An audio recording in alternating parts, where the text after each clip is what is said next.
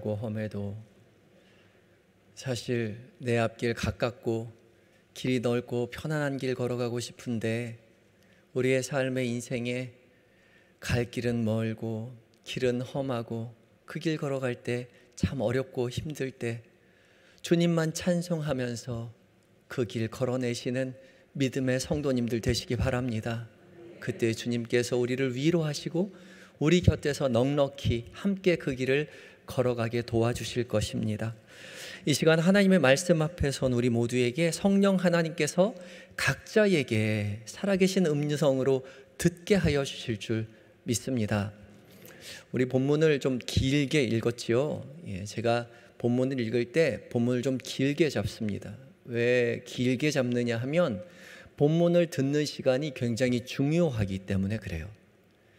예배 시간에 본문을 짧게 잡으면 그냥 짧게 듣고 설교에 집중을 하죠. 그러나 예배 가운데 정말 가장 중요하고 핵심적인 시간이 있다면 하나님의 말씀이 직접 울려 퍼지는 성경 봉독 시간입니다. 그 시간이 가장 하나님께서 직접 우리에게 말씀하시는 시간이에요. 그러니까 그 시간에 조금 더 집중해서 여러분의 마음과 기와 정성을 다해서 하나님의 음성을 들으려고 노력해야 하는 것이죠. 그래서 제가 주일도 그렇고 수요일도 그렇고 본문을 좀 길게 잡습니다. 그 시간을 하나님의 음성으로 듣는 충분한 시간으로 갖고 좀 더 귀 기울이시는, 그래서 목사님 말이 아니라 직접 말씀하시는 하나님의 음성을 들으시는 모든 성도님들 되시기 바랍니다. 오늘 본문 말씀 이제 마가복음 6장 30절부터 56절까지 긴 말씀인데 크게 나눠보면 오병이어의 기적의 말씀과 더불어서 무리를 걸어오시는 예수님에 관한 이야기, 크게 두 부분으로 나누어 줄 수 있겠죠. 오늘 본문 첫머리를 이렇게 시작하고 있습니다. 사도들이 30절에 예수께 모여 자기들이 행한 것과 가르친 것을 낱낱이 고하니, 사도들이 예수님께 나와서 자기들이 행한 것과 가르친 것을 낱낱이 고했다라고 이야기하는데, 이 본문은 우리 6장 6절 7절 말씀에 12제자를 둘씩 파송하셨던 제자 파송의 이야기들 이어져서 나오는 본문입니다. 그러니까 둘씩 파송되어서 예수님의 복음을 전하고 귀신을 쫓아내고 또 기름을 부어서 병든 자를 치유한 그 모든 일들을 행한 다음에 예수님께 다시 온 거죠. 그래서 자기들이 행한 일을 예수님께 낱낱이 고했다라고 이야기하고 있어요. 빠짐없이 다 이야기했다는 거죠. 이것이 교회의 사명입니다.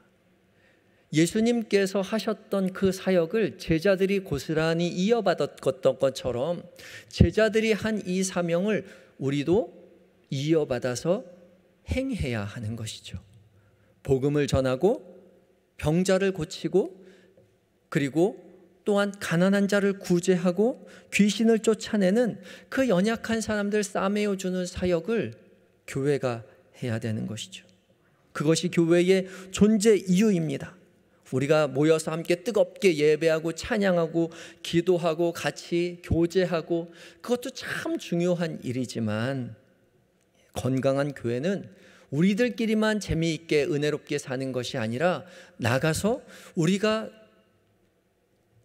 배운 바, 우리가 느낀 바, 우리가 받은 그 은혜를 세상 가운데 전하는 것이죠. 제자들처럼 복음을 가르치고, 그리고 귀신을 쫓아내고, 그리고 연약한 자를 싸매어주고 병자를 고치는 일인 거죠.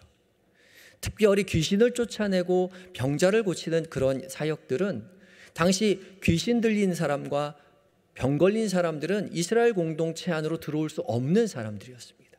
사람 취급을 받지 못하는, 하나님 나라의 백성 취급을 받지 못하는 사람들이었어요. 그런데 예수님이 직접 그들을 찾아가셔서 너희도 하나님 나라의 자녀다, 하나님 나라의 백성이다 말씀하여 주시는 것이죠. 그들을 고침을 통해서, 그들의 병을 낫게 함을 통해서, 그들에게 씌어진 귀신을 쫓아냄을 통해서 그들도 하나님 나라의 백성 되었다는 것을 알려주고 하나님 나라의 백성으로 인쳐주시는 것이죠. 그래서 교회가 해야 되는 사명은 무엇이냐? 세상 밖에 나가서 모두 다 당신도 하나님 나라의 백성이 될 수 있다는 사실을, 당신도 하나님 나라의 자녀라는 사실을 고하고 그들을 품어 안고 그들로 하나님 나라의 백성 삼는 일입니다. 그들을 감싸 안고 그들을 품어 안고 그들을 위하여 중보하고 그들을 위해서 보호하고 그들을 치유함을 통해서 그 일을 행하라고 말씀하고 계시는 것이죠. 그것을 어떻게 했다고요? 제자들이 낱낱이 고했다고요. 우리도 주님 앞에 설 날이 있겠지요. 우리도 다 주님 앞에 설 날이 있습니다. 그때에 우리도 낱낱이 고해야 될 거예요. 그때 우리가 주님 앞에 무엇을 이야기할 수 있겠습니까? 우리 모여서 뜨겁게 예배했어요. 우리 모여서 정말 재미있게 지냈어요가 아니라 주님께서 우리에게 맡겨주신 사명, 기쁨으로 나가서 복음을 증거하고 전파하고 가르치고 그리고 세상 밖에 있는 사람들을 구원의 이야기들로 하나님 나라의 백성 삼는 일에 매진하며 왔다라고, 매진하고 왔더라고, 그렇게 당당하게 낱낱이 고할 수 있는 한영교회가 되어야 할 것입니다. 그를 위하여 우리가 열심을 내야 합니다. 건강한 연못은 위에서 흐르는 물을 아래로 흘려보낼 때 비로소 건강해져요. 맑아집니다. 교회도 마찬가지예요. 우리 받은 바 은혜를 우리끼리만 가지고 있는 것이 아니라 빨리빨리 소진해야 합니다. 받은 바 은혜를 흘려보내야 돼요. 구제하고 그리고 전도하고 하나님께서 우리에게 맡겨주신 사명을 세상에 나가서 흘려보낼 때 비로소 교회는 건강하게 흘러갑니다. 우리끼리만 있으면 자꾸 문제가 생겨요. 우리끼리 험담을 하고 우리끼리 욕심을 내고 우리끼리 감정적으로 싸움을 하고 그렇습니다. 그래서 썩게 되어 있어요. 그럴 여유가 없습니다. 주께서 우리에게 주신 바 은혜를 받았으면 빨리빨리 그것을 소진해야 돼요. 나가서 전해야 하는 것이죠. 그것이 제자된 우리의 사명이고 교회된 우리의 사명인 것이죠. 그 일을 우리가 감당해야 할 것입니다. 그래서 주님 만날 그날에 낱낱이 고할 때에 주께서 우리에게 그 모든 이야기를 들으시고 기뻐 칭찬해 주실 것이죠. 예수님께서는 제자들이 이렇게 낱낱이 고한 그 모든 사실들을 다 들으신 후에야 제자들에게 이제 말씀하십니다. 다 들으신 다음에 제자들의 이야기를 다 들으신 다음에 제자들에게 말씀하셨어요. 31절에 이르시되 너희는 따로 한적한 곳에 가서 잠깐 쉬어라 하시니 이는 오고 가는 사람이 많아 음식 먹을 겨를도 없음이라.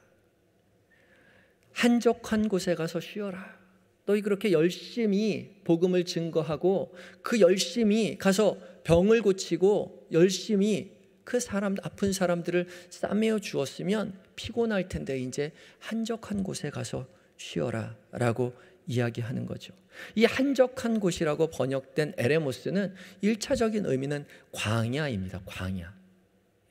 풀 한 폭이 나지 않는 메마른 빈들, 광야인데 지금 이곳에서 광야까지 가기에는 너무 멀리 있어요. 광야를 이야기하는 것이 아니라 근처에 있는 조그마한 빈들을 이야기합니다. 제가 사진을 한 장 준비했습니다. 이거 예전에 한번 봤던 사진인데 수요일 날 기억나시나요?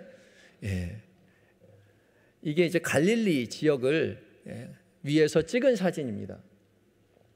보시면 저기 맨 위에 꼭대기에 팔복교회가 있죠. 예수님께서 산에 올라가 앉으시니 제자들이 나온지라 입을 열어 가르쳐 가라사대 하고 8가지의 팔복을 가르쳤던 것을 기념하는 교회가 저 팔복교회에 있고 그 아래로 이렇게 내려오는 길이 있습니다. 거기가 다 빈들이에요. 거기를 에레모스라고 부릅니다. 그래서 거기가 광야라고 기록된 곳이에요. 그래서 저곳에서 따로 올라가서 한적한 곳에 가서 기도하였다라는 거죠. 그 밑에 보면 이제 베드로 수익권 교회는 예수님께서 요한에게 요한의 아들 시몬아, 내가 나를 사랑하느냐라고 물어보았던 그 자리이고요. 그 왼쪽 편의 오병이어 교회는 오늘 본문에 나오는 5개의 그 보리떡과 2마리의 물고기를 가지고 5,000명을 먹이신 것을 기념하는 교회입니다. 그러니까 바로 저기에서 이루어진 거예요. 멀지 않는 거죠. 멀지 않은 저곳에서 잠깐 한적한 곳으로 가라고, 잠깐 올라가 있으라고 말한 것입니다. 다음 사진 보여주시겠어요? 그 에레모스를 멀리서 가까이서 찍은 사진인데, 그 아까 동그라미 친 한 켠에 가면 저렇게 예수님께서 제자들과 함께 대화를 나눴을 만한 곳을 기념해서 비석을, 저렇게 표지석을 세워 놓았습니다. 그리고 다음이요, 가까이 가면 이렇게 모여서 예배 드릴 수 있는 공간이 있고요. 거기서 보면 저 갈릴리 호수가 아주 잘 보여요. 다음이요, 여기는 조금 더 비탈로 내려오면 조그마한 동굴이 있습니다. 에레모스의 동굴이 있어요. 다음 사진 보여주겠어요? 거기서 앉아 있으면 저렇게 갈릴리 호수가 잘 보입니다. 그래서 아마 저기서 예수님께서 한적한 곳에서 기도하셨다는 곳이 저기였을 것이다 라고 사람들이 말을 하죠. 이렇게 한적한 곳이라는 것이요, 멀리 있는 광야가 아니라 가까이 있는 곳이에요. 가까이 있는 쉴만한 곳으로 가서 회복하는 시간을 가져라 라고 이야기하신 것이죠. 주님 안에서 평안히 회복을 구하는 시간이 제자들에게 필요했던 것이죠. 지금 제자들은 열심히 가서 복음을 전파하고 병을 고치고 귀신을 쫓아내는 일을 마치고 굉장히 흥분해서 왔을 겁니다. 자기가 예수님 하는 것만 보면서 뒤에 쫓아다녔는데, 둘씩 가서 자기들도 복음을 전파했을 때 많은 사람들이 회개하는 모습을 보고요, 귀신을 쫓아냈을 때 귀신이 도망가는 모습을 보고요, 또 기름을 부어 치유했을 때 많은 사람들이 고쳐지는 모습을 보면서 얼마나 놀라웠겠어요. 흥분된 모습, 정말 신나는 그 감정들을 잠깐 가라앉히고 쉬라고 말씀하고 계신 것이죠. 사람들이 없는 한적한 곳으로 가서 하나님과 나 자신만이 온전히 마주대하는 그 시간을 가지라고 예수님께서 얘기하시는 거죠. 한적한 곳에 가는 시간이 필요합니다. 무엇보다 분주한 육체가 그러면 쉼을 얻게 되는 거죠. 얼마나 열심히 재미있게 사역을 했겠어요. 그러면 피곤하지 않을 것 같지만 아니요, 피곤합니다. 바쁘게 움직일 때는 그럴 겨를이 없어서 자기 몸을 잘 모르지만 일이 다 멈춘 다음에, 끝난 다음에 멈추어서 일부러 그 자리에서 멈춰서 한적한 곳으로 가서 몸을 회복시킬 시간이 우리 모두에게 필요한 거죠. 인간이라면 누구에게나 그런 시간이 요구됩니다. 우리가 철야기도 하고 막 은혜 많이 받으면 하루 종일 기분 좋고 건강할 것 같지만 오후가 되면 더 피곤하죠. 열심히 기도한 만큼 더 피곤하게 마련입니다. 금식기도 며칠 하면 배가 고프고 몸이 피로해지는 게 당연한 거죠. 막 몸이 추워요. 왜요? 굶었으니까 그래요. 하나님이 그렇게 만드셨습니다. 피곤하면 쉬어야 되고요, 배고프면 먹어야 되고요, 졸리면 자야 되는 겁니다. 하나님이 인간을 그렇게 만들어 놓으셨습니다. 부족한 인간으로, 연약한 인간으로 만들어 놓으셨습니다. 그것이 피조물된 우리의 자리입니다. 우리는 쉼이 필요한 존재라는 사실을 늘 기억해야 하는 것이죠. 그것을 인정해야 합니다. 그래서 주님은 그렇게 지금 제자들에게 한적한 곳에 가서 쉬어라 라고 말하면서 몸의 회복을 말씀하고 계시는 거죠. 두 번째, 우리가 한적한 곳에 갔을 때 몸이 회복할 뿐만 아니라 우리의 영혼과 마음도 함께 회복을 얻습니다. 급한 마음을 가지고 있었던 사람은 한적한 곳에 가면 여유로운 차분한 마음을 다시 갖게 되고요, 또한 너무 분주했던 마음도 가라앉게 되고요, 고난과 아픔 가운데 있었던 사람들은 주님 앞에 한적한 곳에 나아가서 주님 앞에 나아갈 때에 주의 위로하심을 경험할 수 있고요, 하나님이 주시는 위로를 그 자리에서 경험할 수 있는 것이죠. 너무 괴롭고 너무 힘들면 아무 생각이 없고 무엇을 어떻게 해야 할지 알지 못하는 그런 순간이 옵니다. 그때에 한적한 곳에 가서 주님 앞에 머물러야 하는 것이죠. 하나님 앞에 홀로 나아가는 시간이 필요하다는 겁니다. 멀리 광야가 아니라 삶에 가까운 곳에 그러한 곳을 늘 두어야 한다는 거죠. 우리가 아는 신앙의 선배들이 모두 다 한적한 곳에 가서 쉼을 얻고 위로를 얻었습니다. 모세가요, 광야에서 홀로 있을 때에 하나님을 만나게 되었고요. 호렙산에서 엘리야가 홀로 있을 때에 하나님을 만났습니다. 그리고 다윗이 사망의 음침한 골짜기로 홀로 외로이 다닐 때에 그곳에서 하나님의 위로를 경험하게 되죠.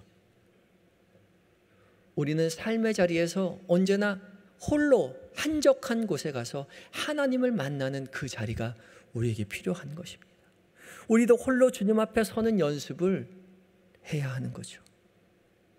또 우리가 하나님 앞에 홀로 설 때요, 교만했던 자는 하나님 앞에 겸손해질 수 있습니다. 제자들이 얼마나 신이 났을까요?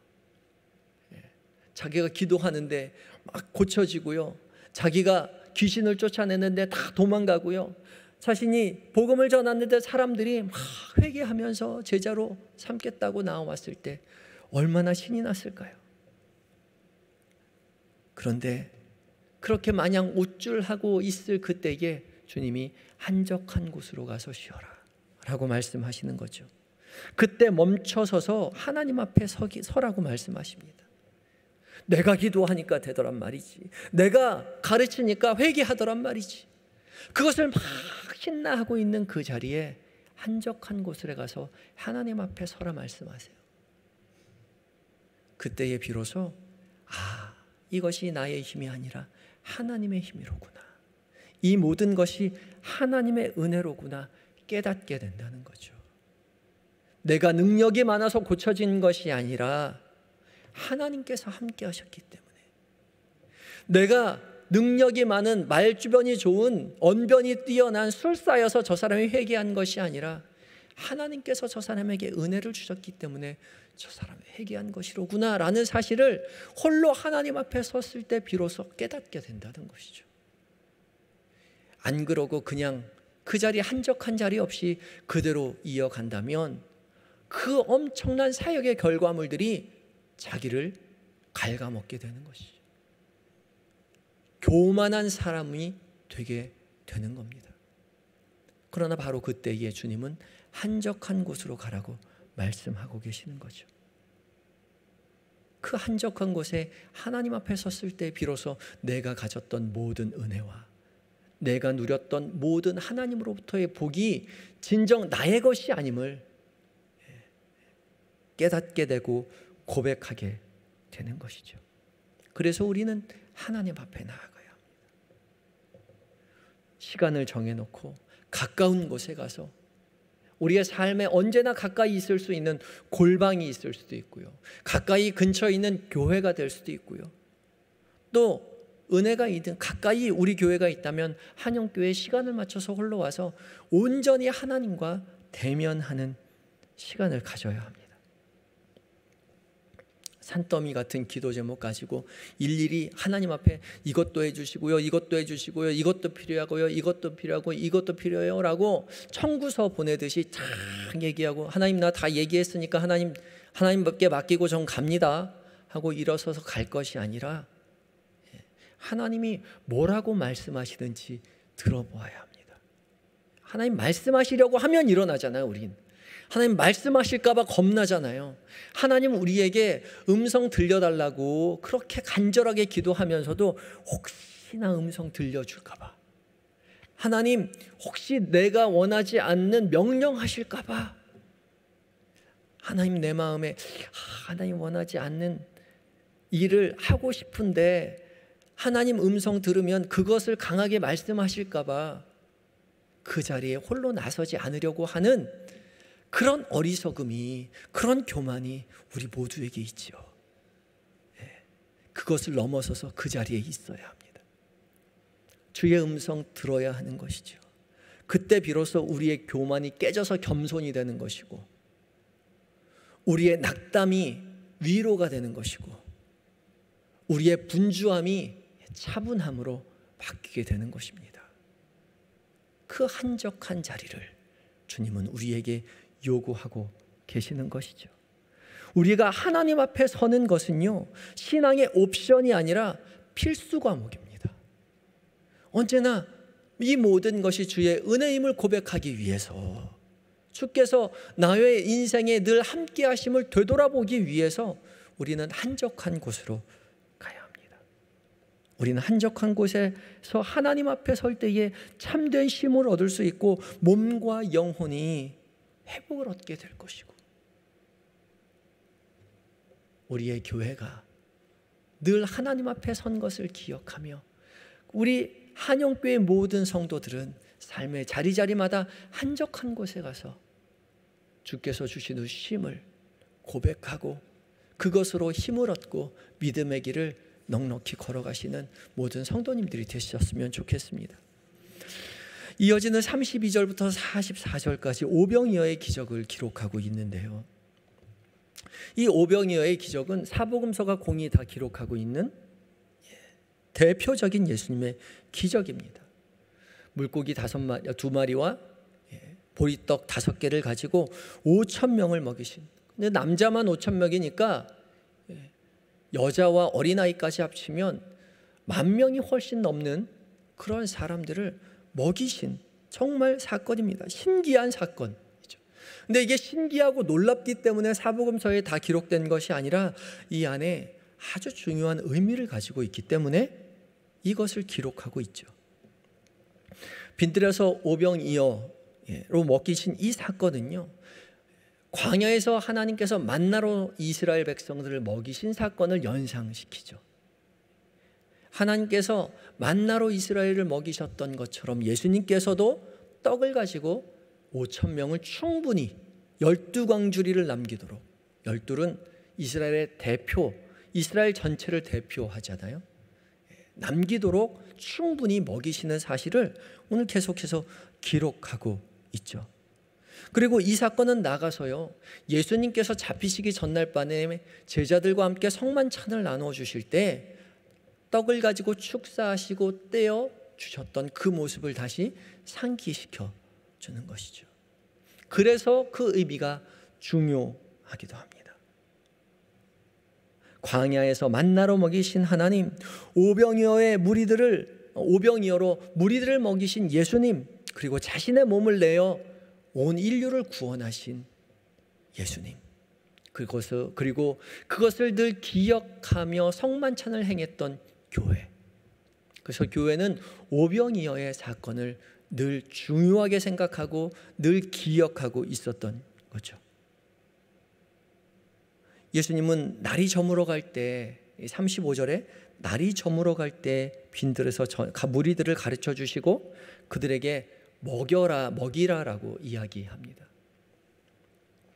제자들은 이 사람들에게 가서 알아서 좀 먹으라고, 촌과 도시에 가서 먹게 하라고 요구하지만 예수님은 너희가 먹을 것을 주라 말씀하셨죠.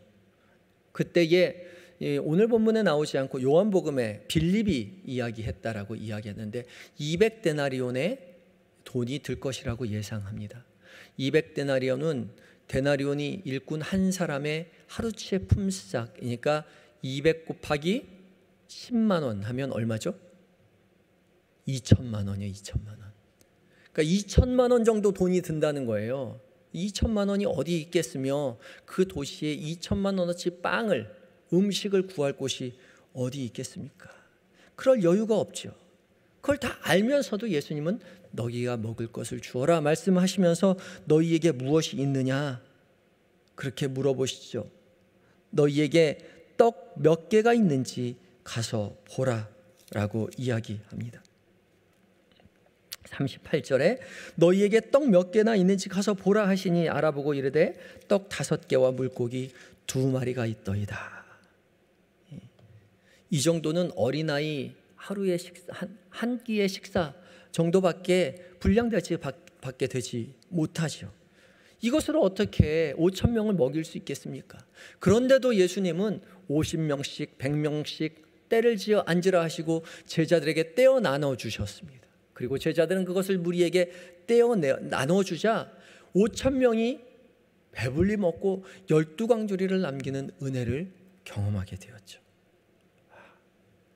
제자들의 눈에는 이 많은 사람은 우리가 어떻게 먹일 수 있겠습니까? 라고 이야기할 때 주님은 너희가 가진 것을 내어놓아라 말씀하십니다. 그것으로 충분하다 말씀하시죠. 우리가 가진 시선으로 어떻게 그 일을 우리가 감당할 수 있겠습니까? 그거는 큰 교회나 하는 거지요. 그거는 삶에 여유가 있는 사람이 하는 거지요. 하나님께서 우리에게 복을 많이 주시면 그 일 할 수 있을까 모르겠습니다 라고 이야기할 수 있겠지만 주님은 우리에게 말씀하시죠. 너에게 가진 것이 얼마나 있느냐. 내가 보리떡 5개와 물고기 2마리 그것으로 충분하다. 아니 보리떡 2개만 3개만 1개만 너희가 가진 그것으로 충분히 하나님의 기적이 경험될 수 있다라고 말씀하고 계시는 겁니다. 이 말씀은 요한복음 2장에 나오는 가나안 혼인잔치의 비유와 흡사 마찬가지죠. 포도주가 떨어졌을 때 예수님께서 말씀하시기를 양동이에 물을 채워라, 물동에 물을 채워라라고 이야기합니다. 그때 무슨 물을 채웠을까요? 손 씻을 물을 채웠겠죠. 발 씻을 물을 채웠겠죠. 당연히 손 씻고 발 씻는 그 물동이에 무엇을 채울 수 있겠어요? 그것을 채워내고 놓고 그 물을 떠다가 연회장에게 갖다 주었을 때 비로소 세상이 알 수 없는 가장 맛있는 포도주가 되는 은혜를 경험하게 됩니다. 가진 것으로 충분하다는 것이죠. 주님 앞에 드리는 것, 내가 주님께 받은 것, 그것 주 앞에 내어 드릴 때에 하나님은 하나님의 일을 통해서 하나님의 일을 우리에게 경험케 해주시겠다고 오늘 본문이 우리에게 강하게 말씀하고 계시는 거죠. 하나님이 우리에게 그렇게 가르쳐주고 계시는 것입니다. 주님 우리에게 물으시죠. 너희 교회에 떡이 몇 개나 있느냐? 경씨가 너에게 떡이 몇 개가 있느냐? 우리가 가진 것 주 앞에 내어드릴 때 기쁘게 주님 앞에 내어놓을 때에 주께서 일하심을 우리가 경험하게 될 것입니다. 그것을 기대하고 기쁨으로 내어놓으시는 주 앞에 헌신하시는 한영의 모든 성도님들이 되시기 바랍니다. 이어지는 본문 가운데 45절부터 52절까지 이제 예수님께서 건너편 벳세다로 향해 가시죠. 즉시 제자들을 재촉하셔서 45절 보면 즉시 제자들을 재촉하사 자기가 무리를 보내는 동안 배 타고 앞서 건너편 벳세다로 가게 하셨다라고 이야기합니다. 지금 오병이어의 기적을 행하고 얼마나 기쁨에 취해 도취되어 있을 그 순간에 제자들 보고 빨리 즉시로 배를 타고 떠나라 말씀하시고 예수님은 기도하러 한적한 곳으로 가십니다.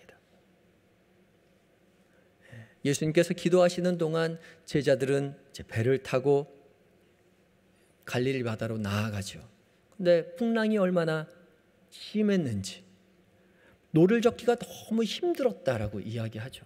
예수님께서 이 노를 저어가는 이 사람들을 향해서 걸어가셨을 때가 오늘 본문에 밤 4경쯤 48절에 밤 4경쯤에 바다 위로 걸어서 그들에게 오사 지나가게 하려고 하시매라고 이야기하고 있어요. 밤 4경이면 이게 로마식 시간인데 밤 4경이면 새벽 3시부터 새벽 6시까지를 이야기합니다. 그러니까 예수님은 이렇게 밤이 새도록 기도하신 거고요. 그동안에 이 제자들은 밤이 맞도록 풍랑과 함께 싸우면서 배를 노를 저어 갔던 것이죠. 얼마 되지 않는 거리인데 노를 저어도 앞으로 갈 수가 없습니다. 그렇게 힘든 그 순간에 예수님이 다가오시죠. 다가오시는데 제자들은 예수님을 알아보지 못해요. 예수님께서 풍랑 위로 지나가시는데 유령인 줄 알고 무서워합니다. 그때 예수님께서 다가오셔서 말씀하시죠. 안심하라 내니 두려워하지 말라 라고 말씀하시면 예수님이 가까이 오셨을 때 배에 오르셨을 때에 바람이 그쳤다라고 이야기합니다. 그리고 제자들은 그들의 떡 되시던 일을 깨닫지 못하고 도리어 그 마음이 둔하여졌다. 가까이 있는 제자들은 오히려 하나님을 알지 못, 예수님의 능력을 깨닫지 못하고 마음이 둔해졌다라고 보고하고 있어요. 그런데 예수님께서 그 길로 배를 타시고 건너가 게네사렛에 이르렀을 때에 54절에 배에서 내리시니 사람들이 곧 예수신 줄 알았다. 제자들은 가까이 와도 몰랐는데 사람들은 예수님이 배에서 내리자마자 곧 예수님이시구나 달려왔다는 것이요. 그렇죠? 55절에 온 지방으로 달려 돌아다니며 예수께서 어디 계시다는 말을 듣는 대로 병든 자를 침상째로 메고 왔다고요. 제자들은 몰랐는데 무리들은 너무나도 예수님을 잘 알고 있었던 것이죠. 가까이 가면 주님을 더 사랑하고 가까이 가면 제자로서 더 열심히 주님을 따를 것 같지만 오히려 가까이 있는 사람들이 가까이 있기 때문에 더 예수님의 능력을 의심하고요, 더 예수님의 일하심을 믿지 못하는 경우가 많이 있습니다. 우리들 그러잖아요. 초신자 때는 하나님이 기도를 잘 들어주셔. 예수님이 초신자 때는 잘 들어주시는데 이렇게 나같이 권사가 되고 목사가 되고 장로가 되고 집사가 되면 하나님이 잘 안 들어주시더라고. 그러니까 당신이 이제 초신자니까 기도를 많이 해봐 라고 이야기하는 모습을 가끔 가다 봅니다.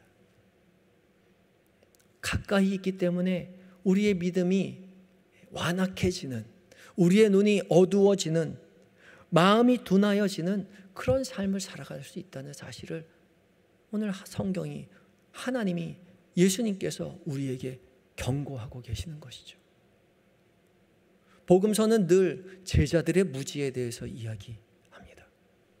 가까이 있는 우리가 정말 내가 주님을 잘 따르고 있는 것인지 돌아보아야 합니다. 가까이 있을수록 더 한적한 곳으로 가서 모든 것을 주님 앞에 내어놓고 내가 원하는 대로 주님이 움직여 주시기보다 주님이 원하시는 대로 우리가 따라 나서기를 그렇게 결단하고 믿음의 길을 걸어내야 하는 그런 의무가 우리에게 있다는 것이죠. 안심하라 내니 두려워 말라. 제자들은 주님이 곁에 있음에도 불구하고, 지나가시는데도 불구하고 주님을 알아보지 못하였습니다. 열심히 예수 믿는 우리에게 주님은 말씀하십니다. 안심하라 내니 두려워하지 말아라. 믿음의 길을 걸어갈 때에 마음이 둔해져서, 믿음이 연약해져서, 교만해져서 주님을 알지 못하고 깨닫지 못하고 알아보지 못할 그 순간에 주님 찾아오셔서 안심하라 내니 두려워 말라 라고 말씀하시는 그 음성을 듣게 되는 복이 우리에게 있어야 할 것입니다.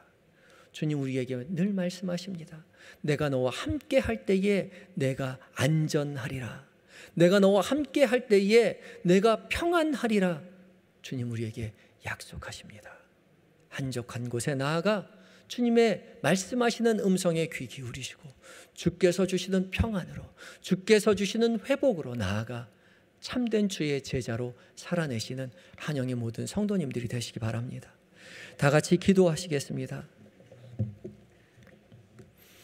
다 같이 기도하실 때에 오늘 이 시간 기도의 제목을 가지고 함께 기도하시겠습니다. 먼저 기도하실 때에 주님, 한적한 곳에서 주님 앞에 설 때에 주님, 우리가 주께서 우리와 만나 주시고 우리의 몸과 영혼을 회복시켜 주십시오 기도하시기 바라고, 또한 주님 우리 안에 자원하는 마음을 허락해 주셔서 주님을 위해 헌신하는 주님의 제자가 되게 하여 주시옵소서. 우리의 삶에 어려운 일을 닥칠 때 주님 우리와 함께 하셔서 우리로 두려움이 사라지고 안심할 수 있도록 주님 우리를 도와주십시오 기도해 주시기 바라고, 또한 간절한 마음 가지고 기도할 때에 우리 박희주 권사님의 이남 남효준 집사님께서 지금 부정맥 쇼크로 중환자실에 계십니다. 하나님만이 하실 수 있사오니 주님 고쳐주십시오. 간절한 마음 가지고 뜨겁게 기도해 주시기 바랍니다. 다 같이 기도하시겠습니다.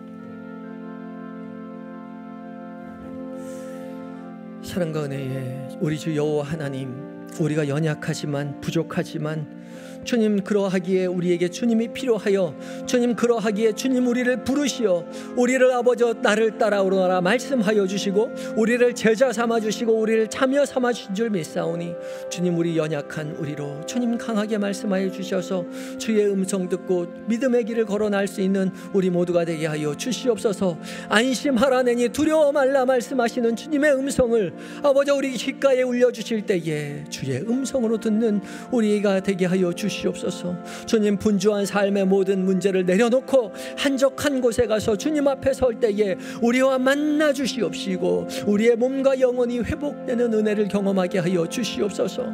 주님 우리 안에 차원하는 마음을 허락하여 주시옵소서. 우리를 한영교회 교우로 삼으셨사오니 주께서 우리에게 맡겨주신 모든 일들로 우리도 예수님처럼 복음을 증거하며 연약한 자를 감싸주고 아버지 하나님이여 불쌍한 자를 아버지 하나님이여 이끌어주는 아버지 아픈 자를 아버지 싸매어주는 아버지 주님 앞에 헌신하는 제자가 될 수 있도록 주여 도와주시옵소서. 우리 삶의 어려움이 닥칠 때에 주님 우리와 함께하여 주시옵소서. 주 앞에 가까이 올수록 우리 마음이 완악하여지고 우리의 마음이 둔감하여질 때가 많이 있습니다. 주님 우리를 아버지 하나님 깨우쳐 주시옵소서. 성령의 능력으로 우리의 완악한 마음을 깨우쳐 주셔서 우리의 부드러운 마음이 되어서 아버지 하나님이여 우리의 두려움이 모두 사라지고 우리의 삶의 어려움과 고난 가운데에 주께서 함께 하심으로 안심하고 평안하며 주님 붙들고 넉넉히 이기는 우리의 삶을 살게 하여 주시옵소서. 주님 우리 박기주 권사님이나 남효준 집사님 부정맥 쇼크로 중환자 실에 있습니다. 주님 의사는 아무것도 할 수 없사오나 하나님은 하실 수 있사오니 성령 하나님이여 그곳에 치료의 광선으로 비춰주셔서 그의 평평해진 뇌가 아버지 쭈글쭈글하게 하여 주시옵시고 연약해진 몸이 아버지 회복함을 얻을 수 있도록 주여 도와주시옵소서.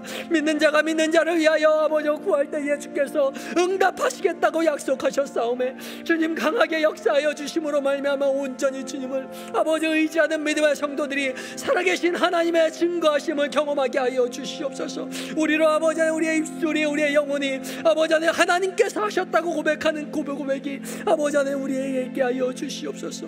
아버지 흐르는 눈물을 닦아 주시옵시고 간절하게 기도하는 그 기도에 아버지 자리마다 주께서 응답하여 주시고 주께서 아버지 친히 기름 부어 아버지 고쳐 주시옵소서. 주님 낙담하지 않도록 좌절하지 않도록 주의 뜻을 구하며 주의 치유하심을 기다릴 때에 성령 하나님이여 그곳에 가셔서 강하게 역사하여 주시옵소서. 오직 주님 앞에 모든 것을 내어놓고 생사화복의 주장하고 주관자 되신 여호와 하나님 앞에 간구할 때에 주여 역사하여 주시옵소서. 그렇게 역사하실 주님 앞에 모든 것 맡겨드릴 때에 예수님의 거룩하신 이름으로 기도하옵나이다. 아멘. 사랑의 하나님, 연약한 우리, 부족한 우리, 아둔한 우리지만 주께서 말씀하여 주실 때에 기쁨으로 받아 이제 우리의 삶의 자리에 한적한 곳을 마련하고 주의 음성에 귀 기울이겠다고 다짐하였사오니 주님 우리에게 더 깊이 역사하여 주셔서 우리의 이 다짐이 삶의 자리에 현실이 되게 하여 주시옵시고 삶의 모든 고난과 아픔 속에서 주를 의지하여 주의 승리를 경험하는 믿음의 사람들로 곧게 설 수 있도록 주님 역사하여 주시옵소서. 우리가 우리만 은혜 받고 멈추기를 원하지 않습니다. 받은 바 은혜를 세상 가운데 당산동 온 땅에 영등포 온 땅에 나아가 기쁨으로 전하길 원하오니 주님 우리의 복음의 자리에 아버지 전도의 자리에 선교의 자리에 함께 하셔서 주의 역사하심을 우리가 함께 목도할 수 있도록 주님 아버지 복의 복을 더하여 주시옵소서. 주님을 의지한다고 하지만 주의 제자라고 이야기하지만 우리의 삶에 어려움이 닥칠 때에 어머니 주님을 보지 못하고 좌절하고 낙담할 때가 있습니다. 주님 연약하신 우리의 마음을 주님 용서하여 주시옵시고 주님 함께 하셔서 우리로 두려움이 사라지고 안심하게 하시고 평안히 있게 하시고 주의 돌보심을 경험하게 하여 주시옵소서. 사랑하는 우리 남효준 집사님 주님, 부정맥 쇼크로 중환자실에 계십니다.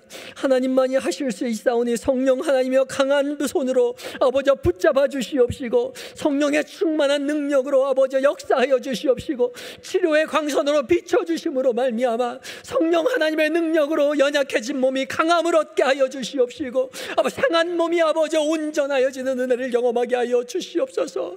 어머니가, 가족들이, 교우들이 눈물로 아버지 하나며 지새우며 기도할 때에 성령 하나님이여 역사하여 주셔서 살아계신 하나님을 증거하고 자랑하는 한영의 모든 성도들이 되게 하여 주시옵소서. 사랑은 세상으로 살아계신 하나님을 증거하는 이 자리가 될 수 있도록 주여 역사하여 주시옵소서. 온전히 주님 앞에 모든 것을 의탁하올 때에 살아계신 예수님의 거룩하신 이름으로 감사하며 기도하옵나이다. 아멘.